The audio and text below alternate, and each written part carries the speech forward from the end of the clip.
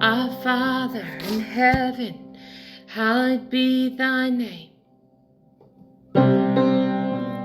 Thy kingdom come, thy will be done, on earth as it is in heaven. And give us this day our daily bread.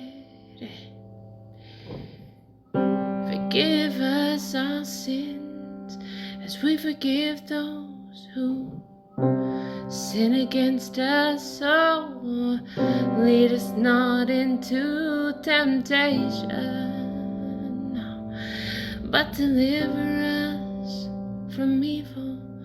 For thine is the kingdom,